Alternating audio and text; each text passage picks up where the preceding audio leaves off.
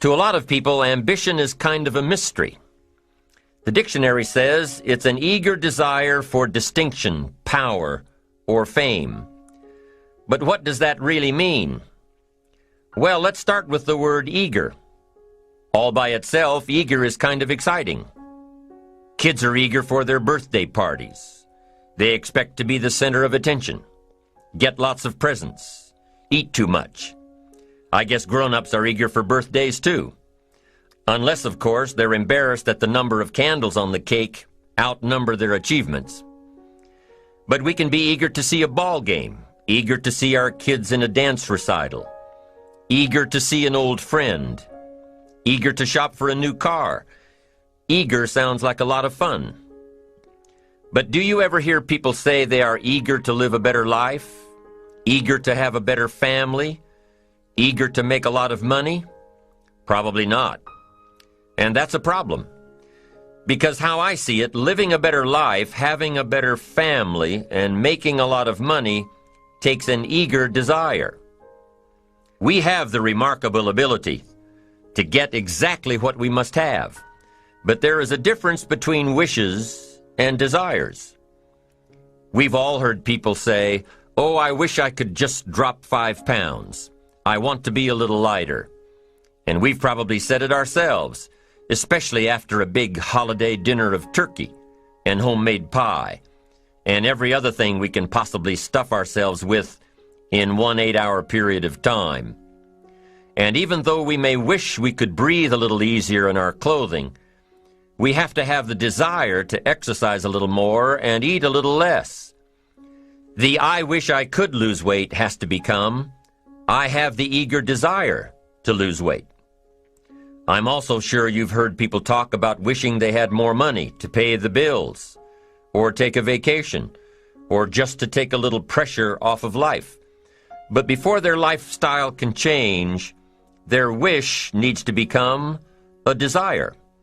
If they really desired change, they wouldn't spend their evenings just watching TV and wishing they were doing something more. The backbone of an eager desire to change is discipline. True ambition is disciplined, eager desire. It's that little part within us that says, if I want to be ready for that meeting tomorrow, I need to finish preparing for it today. If I want to make sure I can pay for my kids' college education, I need to start saving today. If I want a better life tomorrow, I need to start working on it today. Ambition is a minute-by-minute, day-by-day mentality. To have the ambition to work towards a better family life, a newer car, a bigger house, a financially secure future, you have to live it every moment.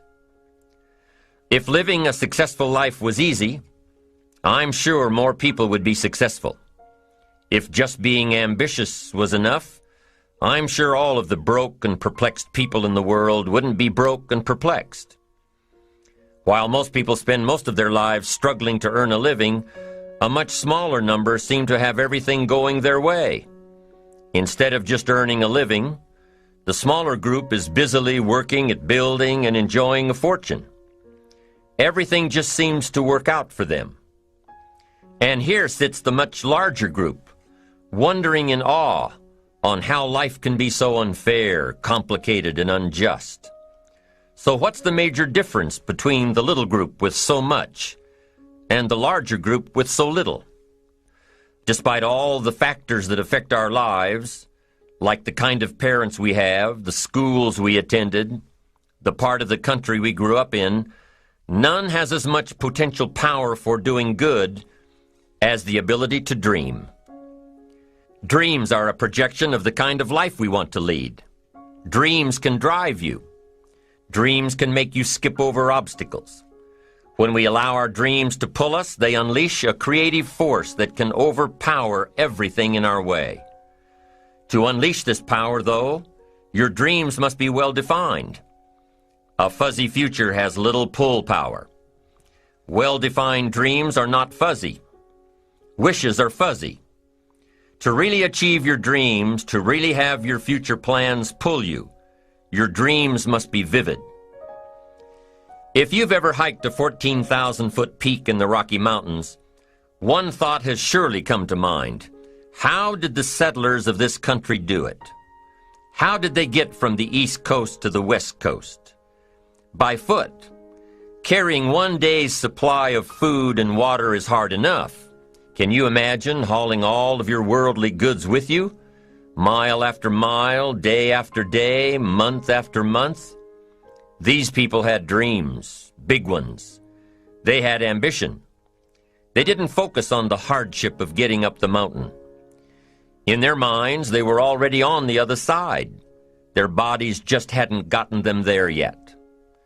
Despite all of their pains and struggles, births and deaths along the way, those who made it to the other side had a single vision: to reach the land of continuous sunshine and extraordinary wealth. To start over where anything was possible, where everything was possible. Their dreams were stronger than the obstacles in their way. You've got to be a dreamer. You've got to see the future finished in advance. You've got to see California while you're climbing 14,000-foot peaks. You've got to see the finish line while you're running the race. You've got to hear the cheers when you're in the middle of a monster project. And you've got to be willing to put yourself through the paces of doing the uncomfortable until it becomes comfortable. Because that's how you realize your dreams. Our great country was founded with dreams. They've always been important. Dreams are what caused thousands of people to leave their homes and families and start over in a land where anything was possible. To this day, dreams continue to bring people to our land of opportunity, to a country where you can start with little and end up with a lot, to America. Don't you sometimes wonder why so many immigrants who come to America can build a new life and a fortune while many of the people who were born here are barely surviving? They have a dream, a defined goal, ambition. Aside from the pioneers that crossed the prairies and the mountains to reach their vision of hope and future promises, there are other amazing examples of how ambition has shaped America. Take Ben Franklin, for instance. When most people think of Ben Franklin, they remember the kite and the lightning bolt and the discovery of electricity. What a lot of people may not know is that Ben Franklin was one of the first writers to address self-making. When Franklin started Poor Richard's Almanac in 1732, he used the blank spaces between the crop data and the weather information to insert clever bits of moral and practical advice. I'm sure you've heard the saying, fish and company start to stink in 3 days. Well, that was one of hundreds of Ben Franklin's comments on life. Another was, diligence is the mother of good luck. You know, it's amazing how hard-working, smart-working people have all the luck.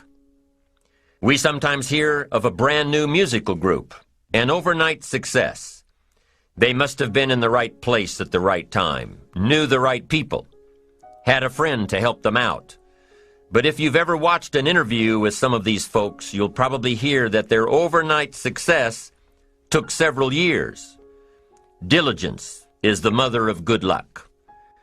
Now, in addition to these witticisms, Ben Franklin gave us 3 principles of success and ambition that have withstood the test of time.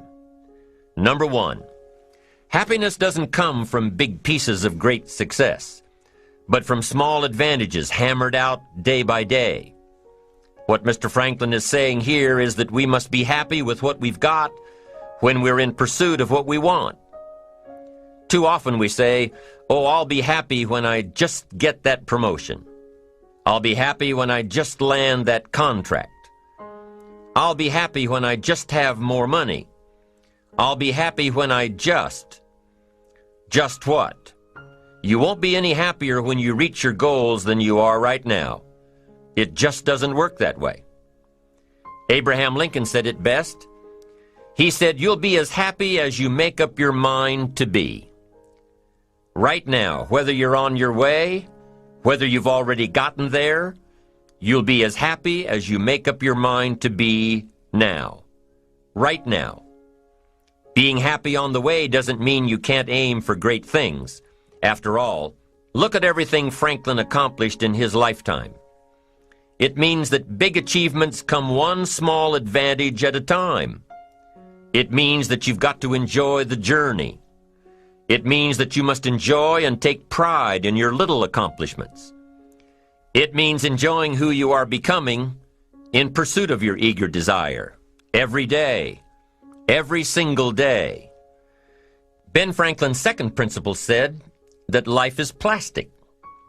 Within each of us is the power to mold ourselves and mold our environment.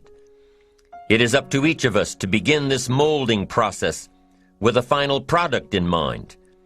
And it is within our power to work it and form it every minute, every day, every month, every year.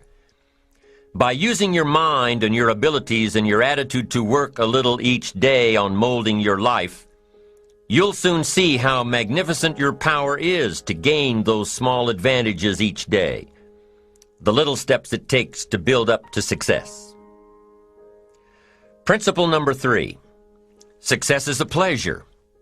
Success is a pleasure. If what you are doing today isn't satisfying, gratifying, guess what? You're really not successful. If you are not fulfilled with what you are doing today, you cannot possibly be successful. It doesn't matter how many worldly possessions you may have, how many cars, how many toys, how much money. If you're not happy with your life as it is, you cannot be successful. Now, I know that success is a relative term. It means different things to different people. To a school kid, success may mean a star on top of his latest test. To a homemaker, it probably means that she has a well-run household and a wonderful family. To an outside professional, it's most likely the thrill of closing a major contract, or the pride in accepting a performance bonus, or being named the top-producing salesperson. But the one thing you will hear from everyone who is successful is that they are happy with who they are and what they are doing.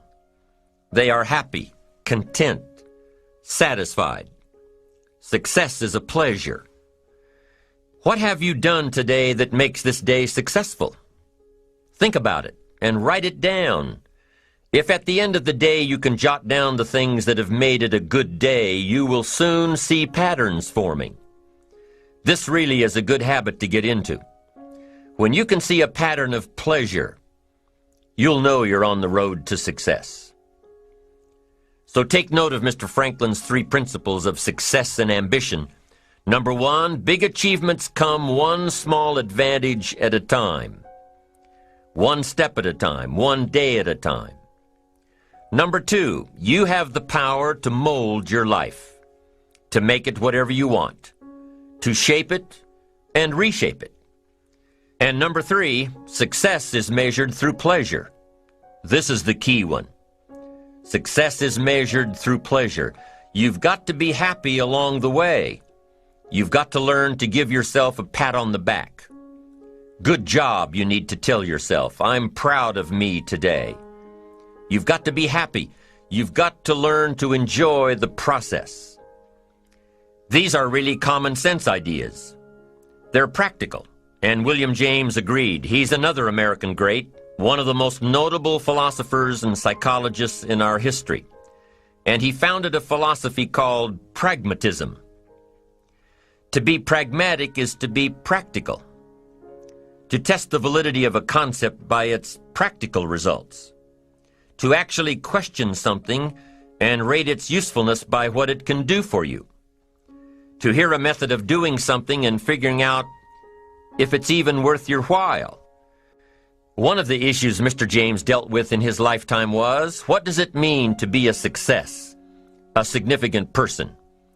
After years of pondering this question, William James described success as a combination of 2 things. Number 1, an inner ideal which is followed persistently with courage. And number 2, outer achievement related to that ideal. Let's go back to number 1, an inner ideal which is followed persistently with courage. I take that to mean defining a goal and having the resolve to complete it. No matter what, I'll do it or die. Promise yourself you'll read the books until your skills change. Go to the seminars until you get a handle on it. Do it until it makes sense. Practice it until you've got it right. Don't give up until you get where you want to be, however long that is. Step by step, piece by piece, book by book, seminar by seminar, do it until. Go for it. Until is a very important word. It's magic. It means that you'll never give up. Don't miss the chance to grow, to pay the price. Until you learn, change, grow. You'll discover some of life's great treasures when you pay that price. William James' second part to success dealt with the outer achievement related to that ideal. You need both aspects to really be a success. But what Dr. James realized about his philosophy of success was that the first part is indeed more important than the second. Going for it. As long as you're working toward your inner goal, your dream, then success is possible. But once you give up your inner vision, then you can never become successful. You never will become successful. Until doesn't even matter. Now, maybe the person who's been working on a project for 10 years can be successful in his own right, if he's honestly working toward it, doing everything to make himself worthy of reaching the dream, really happy with where he is, doing it until. Then maybe he is a success. It's a personal thing, going for it one step at a time. Going for small accomplishments along the way for however long it takes. So let's think about this for a moment. What outside evidence or results or proof can be seen when you accomplish your goals one step at a time? You'll start to see things change around you, little things, not major things, but little everyday things, things you may not even notice unless you are paying attention. If you're one of those who'd rather stay up late and get up late, only to discover that your workplace doesn't fit your schedule, and you roll out of bed cursing the alarm clock every morning, maybe you could start with the little change of going to bed half an hour earlier than normal.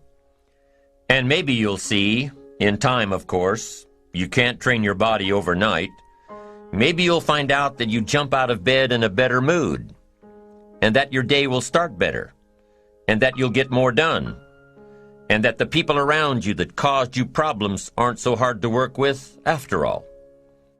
It all starts by making one little change and adding to it every day. You see, you can't change what's going on around you without first changing what's going on within you. Start changing how you look at mornings, and sure enough, people will start changing how they look at you.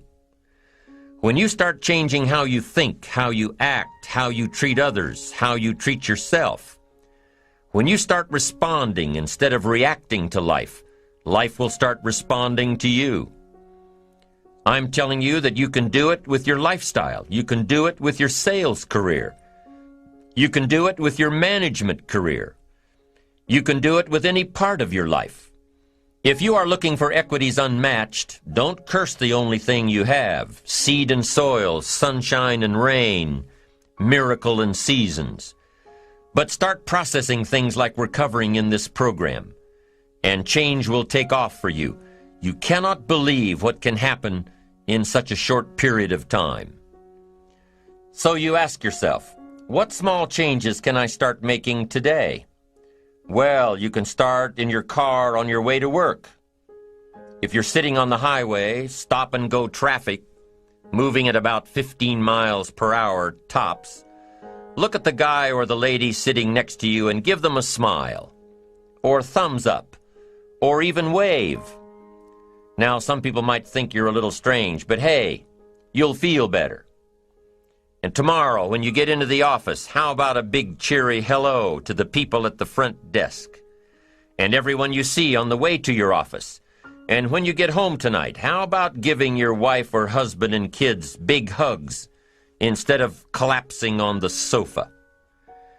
When you start with the little things that make others happy, improve their day, you'll find that these little things add up to big ones.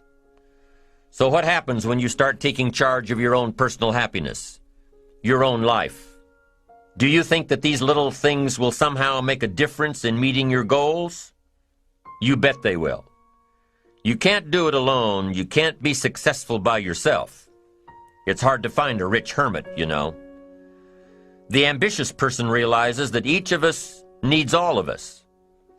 You all by yourself may have finalized the company's marketing plan, or finished up the sales projections, or even wrote the mission statement for the year to come. Even if you did this all by yourself, you really had the help of all of those around you who tolerated and supported your need to be undisturbed, or provided service to you during the project. Maybe you should thank those people every once in a while with a dinner certificate, or a bouquet of flowers, or 18 holes of golf. Even a thank you note. Thank you notes are so important. After all, without your support team, you probably wouldn't be where you are today. You can't be successful by yourself. So thank them. Thank those around you, and let them know just how important they are to you. Be it your office personnel or your family or your friends, a thank you sure goes a long way. So, is it important to do a little extra for these people as you are working your way toward your goals? I think so. I'm sure you do too. Once you've decided that you're going to set sail, go for it, and let loose on your new charted course.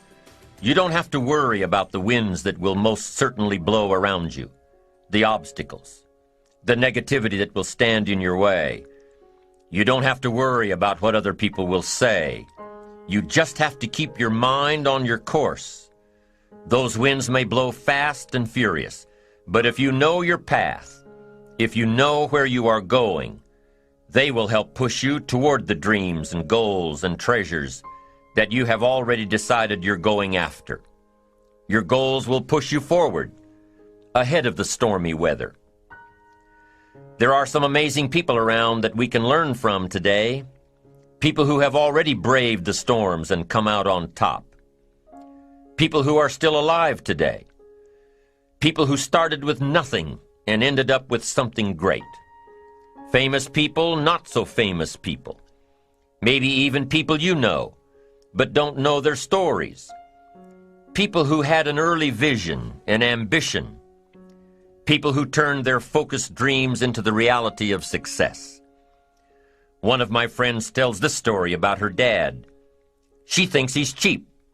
She gives him a hard time every time they go to one of those all-you-can-eat places, because he eats all he can eat, until he can't move, until he needs to take something for indigestion. But she knows where he came from, his history, and understands just why he is the way he is. He eats all he can eat because he was raised in an orphanage, a place where you had to grab all you could or you'd be hungry. But the real story behind her father is that he made himself a millionaire with nothing more than a dream. He watched his own father drown when he was 4, was taken away from his mother a few years later and put into an orphanage because he was so bad.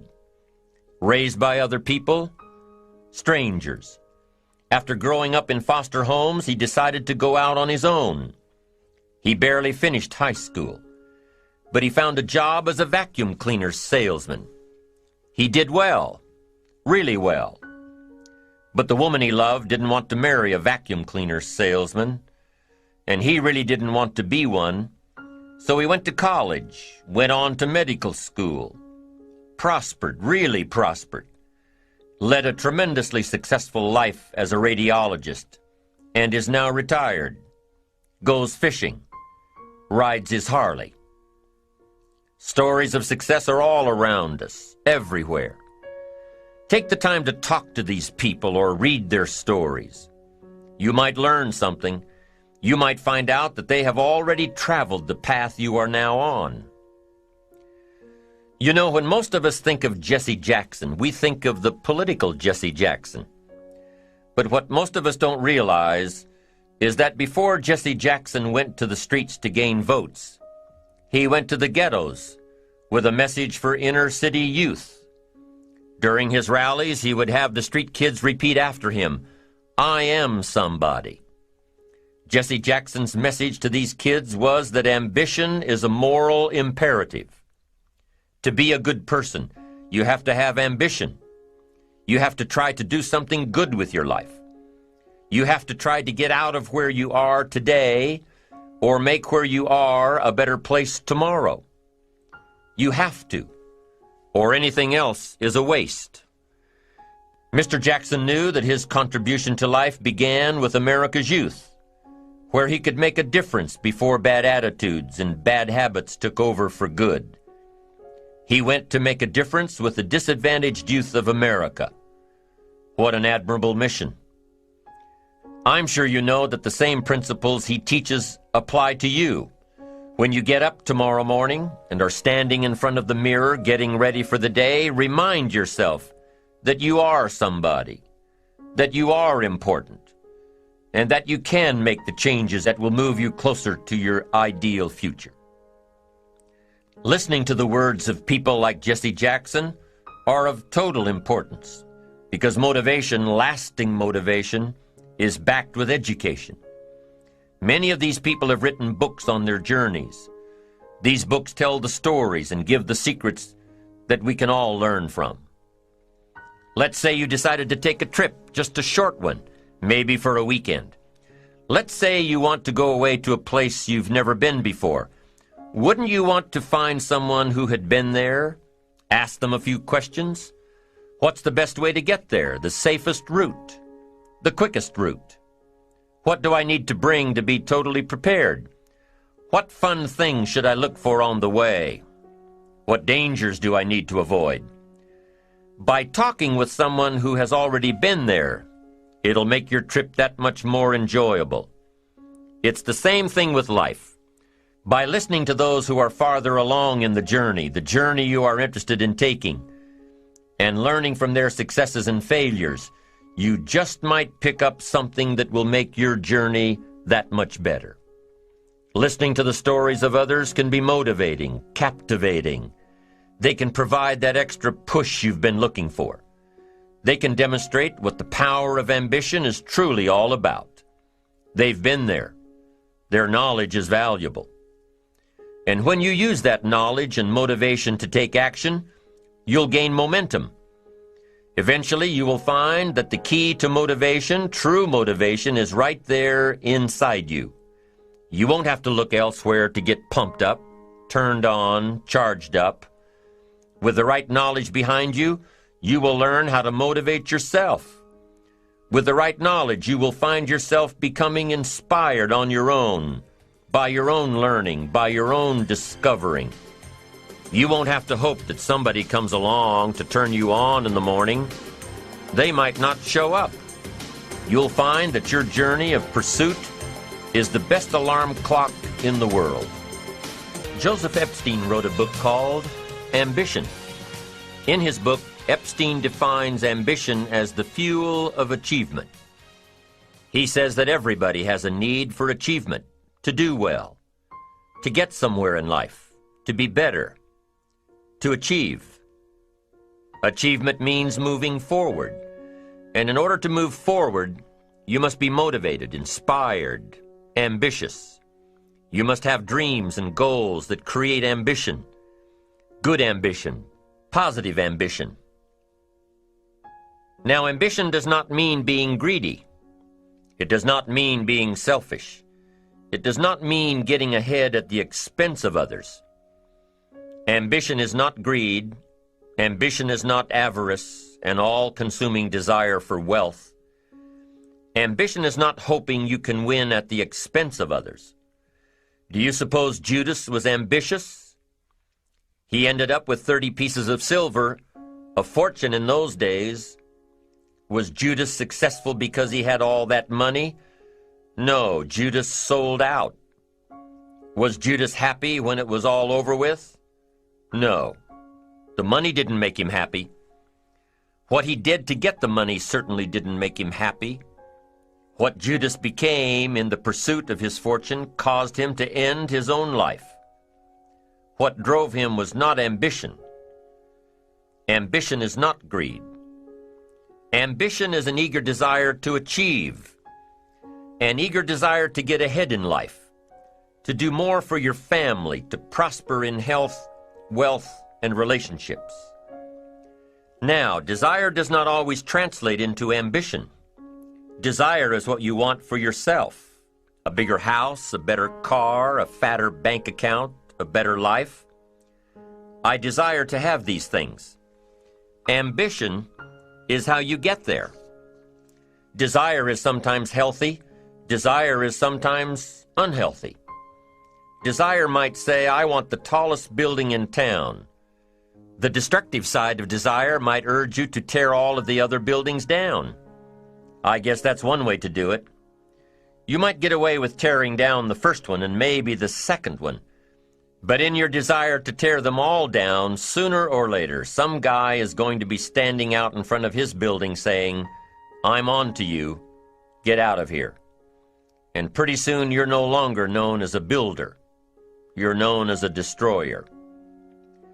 Now, the second way to have the tallest building in town is to see it, dream it, and plan it, and put your team on it, work on it. Go through all of the steps to get there. Do it right. Have the ambition to be the owner of the tallest building in town, and go through all of the right steps to get there. If you really want it, and have the skills to do it, and the patience to weather all of the storms, your ambition will lead you there. Having the ambition to do what it takes to get you where you want to go is good. Ambition is creative and constructive. Ambition is an expression. It's something inside of you want to express in a positive way. I'm sure you have dreams of accomplishing great things. Are you ambitious enough to realize these dreams? Are your dreams strong enough to pull you toward your future? Are they vivid enough to see the end result now? Are they worthy of doing until you get there? What are your reasons for creating these dreams? Reasons vary from person to person. I bet if you did a little soul searching, you could come up with a fairly strong list. The list of reasons. Why is it so important to achieve these dreams? What are you trying to express? These reasons for accomplishing great things are different for everybody. There are personal reasons, sometimes uniquely personal reasons. Some people do well for the recognition. Some people do well because of the way it makes them feel. They love the feeling of being a winner, and that is one of the best reasons. Once in a while I hear someone say, if I had $1 million, I'd never work another day in my life. Hey, that's probably why the good Lord sees to it that he doesn't get his million, because he would just quit. Family is another reason, a motivator for doing well. Some people do extremely well because of other people, and that's a powerful reason. Sometimes we will do something for someone else that we would not do for ourselves. I know a lady who was getting back on track from financial disaster. Even though she didn't have much of anything left, her primary motivator was to keep her daughter in private school, an expensive one of the best in the country. Although her goal was to financially surpass where she was before her economic fall, her main reason to work all of those extra hours was to give her little girl the best possible education. As you can well imagine, wanting to do something for someone else led her to all sorts of other accomplishments as well. How fortunate are the people who find themselves greatly affected by someone else. It's powerful. What has you getting up early, hitting it hard all day, and staying up late? What has you inspired? What are your reasons for doing well? What's at the core of your quest? What is the power behind your ambition? Think about it. Jot it down. Do some soul searching. Define your reasons so they will work better for you. So now we have determined that it's in your best self-interest to be ambitious. Self-interest, self-preservation. As human beings, we can't help but be interested in our own self-preservation. We can't help but be self-interested. It's one of the strongest urges we have. Interested in our preservation, interested in our development, interested in our success. There's certainly nothing wrong with self-interest, but here's the clue. Self-interest must be enlightened as to what truly serves us best. When I found out that self-interest was okay, that was a big relief to me. Now, we're not talking about selfish. We're talking about self-interest. Self-interest needs to be educated, enlightened. Self-interest is willing to be benefited by service to others, not at the expense of others. Self-interest at the expense of others starts to be greed, evil, hoping you go up as someone goes down, hoping to attain while someone else loses. I win, you lose. We call that the beginnings of evil, the dark side of our nature, wishing to benefit at the expense of others. Enlightened self-interest wishes to benefit at the service of others. A friend of mine tells this little story about a person she hears from about every 3 months or so. This guy calls to solicit money for food baskets for homeless families. She's happy to give her money to them. She was unfortunately homeless for a short period of time, and she knows the position these people are in. This group is legit. She checked them out. But after the second or third time this guy called, same guy, after the second or third time he called, she started talking to him about other stuff. Turns out this guy is broke, living in a hotel, looking for any construction job he can find. Any job at all. But what's unique about this guy is that he donates 2 or 3 hours a night, every night, to call people and get money to feed the homeless. Every night, from his hotel room. Now, most people would say this guy should use those hours every night to work a second job or a third job. But while he's way down on the ladder of success, he feels it's important to help those less fortunate than he is. He has a roof over his head. He makes enough to feed himself. And my friend says that every time she talks to this guy, every 2 or 3 months, he's doing better. He's digging himself out of debt. He's starting to save money. He thinks he'll be able to move into an apartment in another month or 2.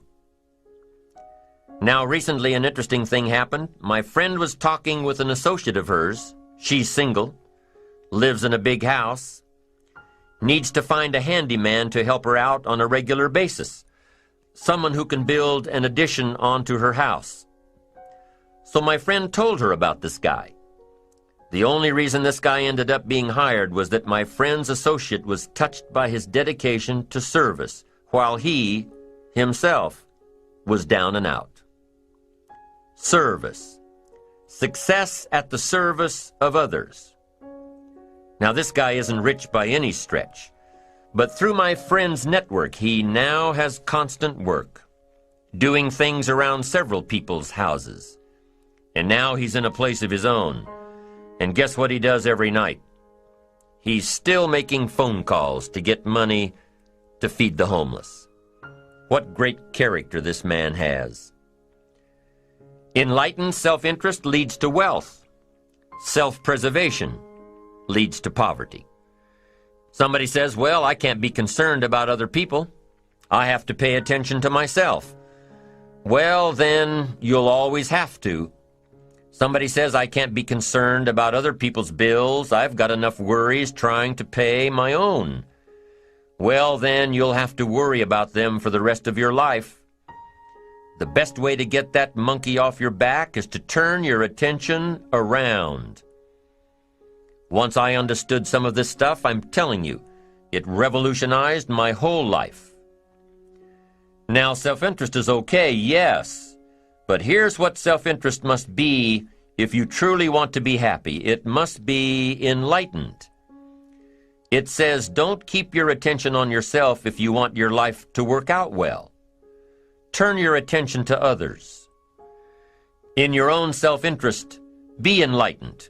Truly act in your own self-interest by making an investment in service to others. Next, if you wish to receive, now there's nothing wrong with wishing to receive, it's part of self-interest. But here's the enlightened part. If you wish to receive, you must give. Some people say, if you give, it's gone. No, no. Not if you're educated. If you're stupid, yes, it's gone. But if you're enlightened, chances are, if you give, you've invested. And what do we expect an investment to do? Return. Get back what you put out? No. We expect it to return multiplied. Bigger. Greater. Better. My father taught me way back, son, always do more than what you get paid for. Now, some individuals might argue with that. They'd say, no, you're going to mess up the whole program. I know they're wrong. In my own self-interest, I did what my father taught me, to always do more than I got paid for. Why? To make an investment in my future. Do more than you get paid for to make an investment in your future, and it's paid off for me. If you're wanting that big promotion, are you going to go up to your boss and say, just give it to me? I'll work harder if you just give me that promotion. No, it doesn't work that way. You've got to do more in your current position so that you get noticed, so you stand out from everybody else. So the boss says, hey, we've got this position opening up, and I think we should give it to Nancy. She does so much more than we expect. Just imagine what she'll do if we give her this promotion. You've got to do more than you're paid for. You've got to. It's an investment in your future. It's one thing to make a sale. I'm telling you, if you make a sale, you'll make a living. If you go beyond making the sale and serve people by keeping in touch, calling them before they call you, writing a thank you note, sales will lead to multiple sales. You can make a fortune if the customer is well taken care of. People who are well taken care of will open doors you can't get through by yourself. All of us have found ways to make a living. What got interesting for me early on was to figure out ways to make a fortune. You'd say, well, Mr. Rohn, how would I deserve to make a fortune? It's easy. Render fortunes of service.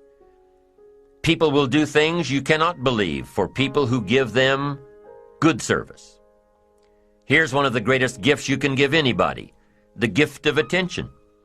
In return, they will do extraordinary things for your career. Take you by the hand, and lead you to more people than you could meet by yourself. Always do more than you get paid for. Next, in enlightened self-interest, life responds to deserve, not need. Life responds to deserve, not need. Life was not designed to give us what we need. Life was designed to give us what we deserve. What we deserve. Once you understand that little life principle in your own self-interest, I'm telling you, it's life-changing. The ancient law does not go like this. If you need, you will reap. No, it doesn't work that way. A lot of people out there are hoping it works that way, but no, it doesn't. The ancient law goes like this. If you plant, you will reap. If you sow, you will reap. Somebody says, well, I really need to reap. Well, then you really need to plant in your own self-interest. Your own self-interest needs to be educated in how to plant. how to do it so everybody wins, because life doesn't respond to need. You can't go to the soil and say, I need a crop. The soil just smiles at you. And here's what the soil says: don't bring me your need, bring me some seed. Bring me some effort, bring me some discipline, bring me some interest, bring me some service.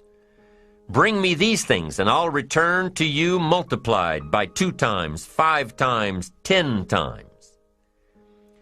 You can't come with need. You've got to come with seed. You've got to come with willingness. You've got to come with skills. You've got to be willing to learn, willing to change, willing to grow, willing to put yourself out, willing to stand up to the bad weather, willing to pull out the weeds, willing to nurture. That's the only way you get a return. Once you understand these principles, self-interest now truly becomes an exciting challenge, making sure everybody wins. Enlightened self-interest makes sure that everybody wins. Now here's another one. If you want to find, you must search. And if you search, you will find. In order to find, you must search. You must go to church. You must go to the seminar. You must go to the library. You've got to go to the bookstore. You've got to go to the class. You've got to go to the training. You've got to go searching. Why? If you search, you will find. You'll find ideas, you'll find inspiration, you'll find hope, you'll find contacts. But you've got to be out there, on the search, on the look. Life reserves its treasures for those who deserve it, not those who need it. Enlightened self-interest, giving so that you will receive, searching so that you will find, making sure that everybody wins all the way around. Enlightened self-interest needs to be educated. Enlightened self-interest says, I will learn that life is not just the passing of time. I will learn that life is the collection of experiences, ups and downs, highs and lows, laughter and tears. You must decide to act. You must have the discipline to act. Now here's what's important about discipline. One discipline affects another discipline. All disciplines affect each other. In fact, here's a good philosophical phrase: everything affects everything else. Nothing stands alone. Don't be naive and say, this doesn't matter. Of course it matters. It all matters. Some things may matter more than others, but everything matters. If you'd rather sleep in than go for a walk around the neighborhood, pretty soon it will matter. If you'd rather spend your money instead of saving it, pretty soon it will matter. If you'd rather put off a letter to an old friend instead of corresponding regularly, pretty soon it will matter. If you'd rather work late every night instead of going home and spending time with your family, pretty soon it will matter. It all matters. Every letdown affects the rest. If you won't walk around the block, you probably won't eat right. And you probably won't buy the books. And you probably won't attend the seminars. And you probably won't spend your money wisely. And after years of this, it all adds up.